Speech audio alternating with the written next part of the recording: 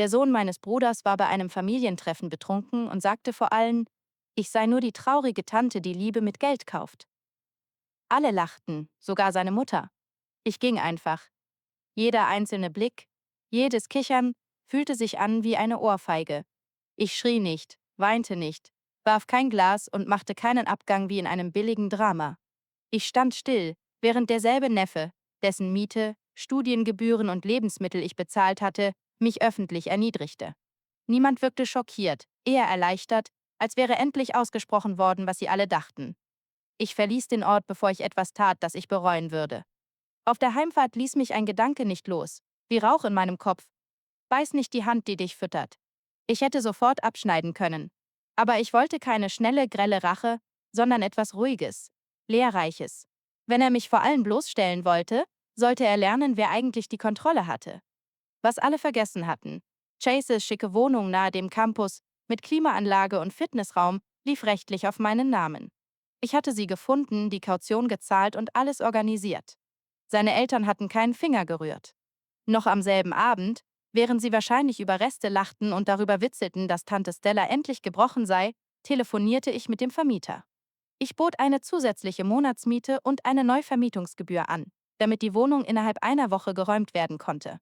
Am nächsten Morgen war alles unterschrieben. Die Kündigung würde Chase per Mail und persönlich erreichen. Beim Aufwachen hatte ich bereits 22 ungelesene Nachrichten. Zuerst von meinem Bruder: Was hast du getan? Dann von Chase selbst: Meinst du das ernst?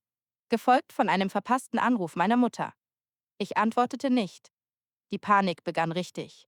Chases Mitbewohner erzählte mir später, dass Chase die Mail nicht einmal gelesen hatte. Er hatte die ganze Nacht gezockt, mittags aufgewacht und den Räumungsbescheid an der Tür für einen schlechten Scherz gehalten. Dann fing er an zu schreien. Währenddessen war ich zu Hause, im Seidenpyjama, schenkte mir Kaffee ein, scrollte durch Immobilienanzeigen und genoss die Ruhe zu wissen, dass ich es mir leisten konnte. Noch bevor mein Handy vor Mittag pausenlos vibrierte. Mein Bruder war wütend und fordernd: Du musst das sofort rückgängig machen. Seine Frau beschwichtigte, redete von Familie. Für mich fühlte sich dieses Wort längst wie eine Leine an. Sie verstanden nicht, dass ich nicht ausgerastet war, sondern endlich innegehalten hatte, sie klar sah und still zur Schere griff. Niemand fragte, wie es sich anfühlte, ausgelacht zu werden von genau den Menschen, die ich jahrelang getragen hatte. Dann leuchtete der alte Familienchat wieder auf, aus dem sie mich längst ausgeschlossen hatten. Meine Mutter bat um Ruhe, mein Vater meinte, Familie wendet sich nicht wegen eines Witzes gegeneinander. Niemand erwähnte das eigentliche Problem: die Demütigung selbst. Ich verbrachte den Abend allein in meinem kleinen japanischen Lieblingsrestaurant. Man kennt dort meinen Namen und schenkt mir immer ein kleines Mochi. Ich drehte mein Handy mit dem Display nach unten und ließ es vibrieren, bis der Akku endgültig leer war. Ich aß Miso-Suppe, Yellowtail Sashimi und trank 2 Gläser Pflaumenwein. Als ich das Telefon später wieder in die Hand nahm, hatte Nate mir noch eine letzte Nachricht geschickt. Er schrieb, ob es hier um mein trauriges Ego und meine hässliche schiefe Nase gehe und ob ich nicht dachte, über diesen Mittelschuldramakram hinaus zu sein. In diesem Moment hörte es auf, mich zu amüsieren. Am nächsten Morgen rief ich meinen Steuerberater an. Ich stoppte die Studiengebühren. Ich fror die Kreditkarte ein, die ich Nate vor 2 Jahren gegeben hatte, als er angeblich nur für ein paar Monate Hilfe brauchte. Ich kündigte die Mietunterstützung für die Eigentumswohnung meiner Eltern. Ich kappte jede einzelne Lebensader ruhig, schnell und präzise. Sie wussten es noch nicht, aber sie würden sehr bald merken, was passiert, wenn die Brieftasche geht. Es begann gegen 8 Uhr morgens mit verpassten Anrufen von Nate, dann von meiner Mutter und dann von meinem Vater. Es folgten Voicemails, die ich mir nicht anhörte, weil Wichtiges mich ohnehin erreicht hätte. Bis Mittag begriffen sie, was geschehen war.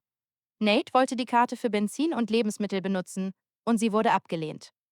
Chase, frisch aus seiner Wohnung geworfen, lebte inzwischen aus seinem Auto mit einem Wäschekorb voller Kleidung und einer Mikrowelle, die er nirgendwo anschließen konnte. Bei meinen Eltern tauchte die monatliche Überweisung am 22. nicht auf, wie sie es seit 7 Jahren gewohnt waren. Dann begannen die echten Anrufe. Meine Mutter hinterließ 6 Sprachnachrichten und wechselte zu Texten. Sie fragte, ob es mir gut gehe, ob ich gehackt worden sei oder getrunken hätte. Mein Vater rief von seiner Büronummer an, was er seit Jahren nicht getan hatte. Ich antwortete niemandem. Nate hingegen griff direkt an. Er schrieb, ich würde alle bestrafen, nur weil meine Gefühle verletzt seien. Ich solle erwachsen werden. Ich hielte mich für unantastbar, nur weil ich jetzt Geld verdiene, und hätte vergessen, wer für mich da war, als ich noch niemand war. Er nannte mich grausam, erbärmlich, keine Königin, sondern verbittert und allein. Verbittert und allein, wie passend. Denn es läuft immer gleich.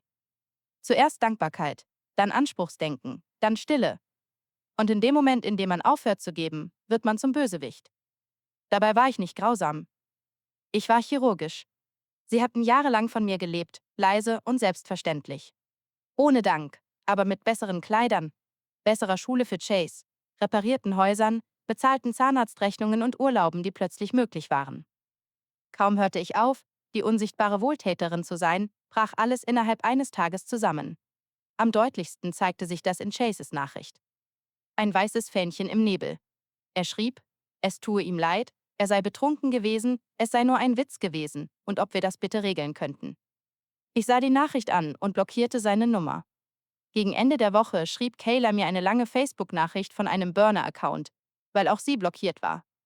Ein seitenlanger Text darüber, wie ich die Familie zerstöre, dass sie nur gescherzt hätten, weil sie dachten, wir stünden uns nahe, und dass ich Beziehungen wegen einer einzigen Nacht wegwerfe. Doch es war nicht eine Nacht. Es waren Jahre. Und das wussten sie alle. Am Wochenende stellten meine Eltern eine Falle. Sie baten mich mit ihnen in einem neuen Brunchlokal zu treffen. Nur wir zwei. Ohne Drama, schrieb meine Mutter. Aus Neugier ging ich hin. Am Tisch saßen bereits Nate, Kayla und Chase. Ich drehte mich wortlos um und ging. 3 Tage dauerte es, bis sie begriffen, dass ich nicht zurückkomme. Am Morgen nach dem Brunch schrieb mein Vater eine Nachricht, die ruhig klingen sollte, aber vor Panik vibrierte. Er schrieb, sie hätten es nicht gut gehandhabt, meine Mutter sei aufgewühlt, und wir sollten das reparieren, sie wollten ihre Familie zurück. Ich sah die Nachricht beim Kaffee an, legte das Handy weg und ging. Das war der Unterschied. Ich rannte nicht mehr hinterher. Ich erklärte nichts. Ich glättete nichts. Sie wollten die alte Version von mir, die leise zahlte, verzieh und alles schluckte. Sie lebte hier nicht mehr. 2 Tage Stille trieben sie offenbar über die Grenze. Nate stand plötzlich vor meiner Wohnung. Ohne Einladung. Ohne Nachfrage. Offenbar hatten meine Eltern ihm die Adresse gegeben, in der Annahme, ich wäre zu höflich, um die Tür nicht geschlossen zu halten. Er klingelte, klopfte und wartete. Ich sah ihn über die Sicherheitskamera. Hoodie, Jeans von gestern, als erwarte er einen Neuanfang. 10 Minuten lang lief er auf und ab, schrieb Nachrichten und rief vermutlich meine Mutter an. Dann rief er Richtung Tür, ob ich mich jetzt für besser hielte und ob Geld mich unantastbar mache. Ich bewegte mich nicht. Ich antwortete nicht. Ich blinzelte nicht einmal. Schließlich ging er und zeigte der Türkamera den Mittelfinger wie ein Teenager, der eine Diskussion verloren hat. It was so childish. I actually laughed. The next day, a letter arrived in my mailbox. Handwritten, carefully folded. My mother's handwriting, neat and composed. She wrote about forgiveness, about family bonds, about how Chase didn't mean it, and how Nate was just under pressure, that families argue, that I was taking things too far, and how I should consider all the things they'd been through together, as if I hadn't carried them through most of it. Then came the line that really stood out. We know it hasn't been easy, but you've always been the one who holds us together, especially now when things are tough. That was it. That was the tell. They weren't sorry. They were scared of losing their safety net, of losing me. I sat down and wrote a reply. 1 paragraph. No drama, no emotion. You don't get to mock me and live off me at the same time. I'm not your ATM, your therapist, or your fool. I'm done. I printed it, mailed it, and that was that. The next day, I checked the old family group chat. I was gone again. They didn't even pretend it was a glitch this time. I figured after the letter, the eviction, the blocked calls, it would go quiet. Maybe a few sulking texts, a snide voicemail or two. But eventually, I thought they'd accept it. They'd get tired. They'd move on. What I didn't expect was that cutting them off wouldn't make them vanish. It made them unravel. It started subtly. A coworker I barely speak to stopped me in the hallway. Hey, Stella. I didn't know your nephew dropped out of school. I blinked. That was news to me. I shrugged and walked away, but my mind was already turning. The next day, a cousin I hadn't spoken to since our grandmother's funeral tagged me in a Facebook comment under a photo of Chase beasting tables in a fast food uniform. Didn't he have that nice place downtown? What happened? Apparently, the version of events being shared with the family was selective. Something about Chase taking time off to figure things out, and how things had gotten tight financially. No mention of who used to pay for what. No mention of the tequila, or the insult, or the laughter. They were rewriting the story, except they couldn't keep it straight. People were asking questions, and Chase, who used to post filtered photos of poolside views and overpriced sneakers, was now suddenly very offline. Then I got a text from a number I didn't recognize. "Hi Stella, this is Mrs. Ferris. I'm Chase's advisor. I was told you might be able to assist with some academic paperwork related to his housing. Can we speak?" I didn't reply. I archived the message. He wanted to grow up so badly. Let him learn how leases and withdrawal forms work on his own. Then came something I really didn't expect. A knock at my office door. My assistant peeked in awkwardly. "You have a visitor. Says she's your Aunt Lauren." She hadn't spoken to me in years. We barely exchanged greetings at weddings. But there she was, standing in my lobby, holding a latte and a folded scarf. She looked tired, a little older, not smug, not nervous, just done. We sat for 5 minutes in the cafe across the street. She said she'd heard what happened, said Nate had always been like this, said she was sorry I had to be the one to finally stop feeding the fire. Then she said something that stuck with me. "They only call it betrayal when you stop letting them eat off you." I never forgot that. But the real surprise came 2 days later. A large box on my doorstep. No return address, light but taped tightly. Inside were every single birthday card I'd ever sent Chase. Letters, holiday envelopes, graduation notes. A photo of us from when he was maybe 8. Both of us laughing, arms around each other from a day at the lake I'd taken him to when his parents were too busy. They sent it all back like I was a stranger who'd sent the wrong mail. Like none of it had ever mattered. No note, no explanation, just quiet contempt wrapped in cardboard. I stood there a long time. Then I put everything back inside, sealed the box again, and wrote one word across the top with a thick black marker. Donated. I dropped it at a shelter the next morning. Let someone else find value in what they tossed. And that evening, I did something I hadn't done in years. I booked a solo trip, not for business, not for family, for myself. Somewhere warm and distant, where no one would ask about nephews or holidays, or why I was traveling alone. I chose a seat by the window, first class, and smiled when I clicked confirm. They could keep their silence. I would keep my peace. The trip was supposed to be a reset. I told no one where I was going. I didn't even check in with work. I just packed a carry-on and flew west. A 5-star suite by the ocean, private balcony, no plans. It was the first time in my adult life I woke up with no obligations, no one to call, no one to answer to. Just the ocean, coffee, and the kind of silence that doesn't ache. I was 3 days into that stillness when the first shadow crept back in. It wasn't a call or a text. It was an email flagged by my assistant, forwarded with a hesitant. "Thought you should see this?" A financial office from Chase's college had reached out. Not to me directly, they had contacted the billing department at my company, assuming I was still his financial contact. Attached was a formal letter requesting reinstatement of a previously agreed private sponsorship. No apology, no explanation, just a quiet attempt to pull the leash again, dressed up in polite administrative language. I didn't reply right away. I went for a walk instead. Walked the beach barefoot for an hour until I could stop seeing red. Then I sent the cleanest email I've ever written. "I am no longer involved in Chase Ellison's financial matters. I have not signed or committed to any legal agreement. Please remove my contact from all billing correspondence moving forward." I copied their legal office. Then I closed my laptop and ordered a drink. I thought that would be it, but I underestimated them. 2 days later, I received a call from my company's security office. Apparently, my father had phoned reception pretending to be an investor. Said he needed to confirm my return date. Told the assistant his daughter was not well and it was a private family matter. They'd flagged it and notified HR, which meant now professionally this circus was crossing boundaries. That was the moment it all crystallized for me. This wasn't about love. It never was. It was about access. I wasn't a person to them. I was a card that stopped swiping. I booked a new hotel that afternoon, paid in cash. I rebooked my return flight under my middle name, through a different airline to a different airport. It wasn't paranoia, it was strategy. I'd seen enough of what they were capable of when they were desperate. When I finally landed back home, I didn't tell anyone.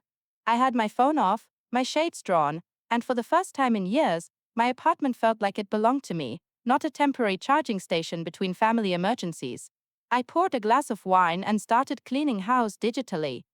I blocked every number I hadn't already, deleted old group chats, scrubbed backup contacts from cloud accounts, erased calendar invites that still showed Nate's birthday, Kayla's anniversary dinner, Chase's fake graduation. But then something caught my eye. A delivery alert. A package from an unfamiliar sender. I buzzed it up, opened it. Inside an old photo album, one I hadn't seen in years. My handwriting, inside the cover. It was mine. Made for Chase when he was Tante. Photos of us from weekends and holidays. Handwritten notes. Notes I barely remembered writing. Birthday wishes. Encouragement before exams. Slips of cash taped to cards with little "don't tell your mum" jokes. No return note this time either, just the album left to speak for itself. They hadn't destroyed it, they'd returned it quietly, like they wanted me to know they hadn't forgotten, but that it no longer meant anything to them. But then, tucked in the back sleeve, folded carefully, was a single sheet of paper. Almost missed it. It was from Lauren Reeder. I told them not to send this. I told them you'd see through it. But I also knew you'd open it, because you're still the only one who remembers everything. I'm not like them, I never was. Let me know if you ever want to talk. Not for them, just for us. I sat down with that note in my hand for a long time, because it was the first time in months someone spoke to me. Not at me, not for guilt, not around a demand. Later that night, a new group chat popped up on my phone, just the sisters. Lauren had added me. No message, no pressure, just a space. Quiet space. I didn't reply right away, but I didn't leave the chat either. Maybe that's how it starts again. Not with forgiveness, with subtraction, with silence, and with one person standing still, finally refusing to be found. 2 months passed. I kept expecting something.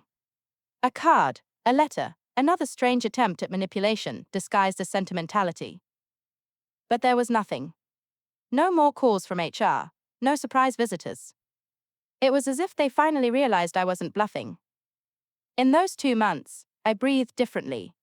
I read more, slept better. I even started sketching again, something I hadn't touched in years. The Just the Sisters chat stayed quiet. A few check-ins from Lauren. An article here, a funny meme there. We never talked about the others. It was understood. But then one Friday evening, I saw someone standing outside the building. It was raining. I'd just gotten home from work, still holding my keys and a takeout bag, when I noticed the figure across the street under a street lamp. Chase. Not frantic, not angry, just still. He didn't see me at first. I waited in the lobby, unsure of whether to walk out or turn back, but curiosity outweighed instinct. I stepped out and walked toward him. He looked thinner, paler. The arrogance had melted off his face. It wasn't guilt exactly, it was confusion, like he still didn't fully understand how everything had changed. He started to speak, but I raised a hand. Don't say anything you practiced, just say why you're here. He hesitated, then finally said, I just wanted you to know I get it now, and I'm not here to ask for anything. That was new. He looked at me for a long time, waiting maybe for a reaction, softening, but I just nodded quietly. Good. He didn't try to hug me, didn't linger, just turned and walked away into the rain. I didn't cry, I didn't feel triumphant, I just felt done. That night, Lauren messaged the chat. He showed up, didn't he? I sent back one word. Yeah, she replied. They'll keep testing the door, but you're the one who locked it. And for the first time, I didn't feel like the villain. I felt like someone who'd finally come home. The weeks that followed were strange. Not loud, not chaotic, just strangely quiet. For the first time in decades, my phone stayed still. No frantic buzzes, no guilt-drenched paragraphs, no fake emergencies wrapped up as family duty. I thought maybe this was it. Maybe they had finally accepted the truth, that I wasn't going to play my part anymore. Then on a Wednesday morning, An email slipped through, not from family, but from a church we had all attended when we were kids. A vague, polite request. Your parents mentioned you might be able to assist with an upcoming fundraiser. Would you be open to a call? I deleted it without replying. It was textbook them. When one door closed, they'd go knocking on another, hoping to pull me back through obligation, through shame, through nostalgia. But this time I didn't take the bait. I started traveling more. Short trips, sometimes a weekend, sometimes a week, always alone. Paris in the fall, Seattle in the rain, New Mexico in the sun. I learned to enjoy airports. I learned to savor silence. On one of those trips, sitting in a hotel lobby in Lisbon, my phone lit up with a video call request from an unknown number. I declined it. A few minutes later, a text arrived. "It's me, Dad. Please answer. We just want to talk." I didn't. Instead, I watched the ocean that afternoon and let the call log pile up until it was a mosaic of desperation. 2 months later, word reached me anyway through a cousin's social media post. Chase had finally dropped out for real. No more half excuses about taking time off. No more stage stories about figuring things out. He was back home, jobless, directionless, a ghost of the boy who once sneered at me over barbecue ribs. And honestly, I didn't feel joy. I didn't feel pity either. I felt distance, like it was no longer my story to carry. The family spun it, of course. On Facebook, Kayla painted it as a new beginning. My parents framed it as supporting him during transition. Nate stayed silent, probably too busy scrambling for ways to patch the holes left behind when my wallet closed. But me, I was gone from the narrative, absent, omitted, a shadow cut from their retelling. I thought I might miss it, the constant noise, the endless role of fixer, provider, scapegoat. But I didn't, not once. Instead, I filled my days with things that felt like mine again. Cooking recipes I'd put off for years, long walks through unfamiliar cities, picking up old hobbies like painting and journaling. And sometimes, late at night, when the world was quiet, I'd scroll back through the messages Lauren had sent. Small, kind check-ins, links to articles she thought I'd like. Not pushing, never demanding, just present. It reminded me that family doesn't always mean blood. Sometimes it's the ones who choose not to use you. The ones who see you as a person, not a purse. The holidays came, and for the first time, I didn't send gifts. Not a single card, not a single dollar. Christmas morning, I sat by the window of my apartment with hot cocoa, watching snow fall on the city below. My phone stayed silent, no guilt-tripping calls, no fake invitations. And I realized something simple but profound. Peace doesn't come when they apologize. It comes when you stop waiting for it. I don't know what became of Chase after that winter. Whether Nate found a new mark, whether Kayla kept pretending things were fine, whether my parents still told themselves they'd done nothing wrong. But I do know what became of me. I breathed. I lived. I traveled. And I stopped being the sad aunt who buys love. Because love isn't something you can purchase. It isn't something you can demand. It isn't something you can fake through family brunches or forced group chats. Love is chosen freely, willingly, without strings. And if they never chose me, then at least I finally chose myself.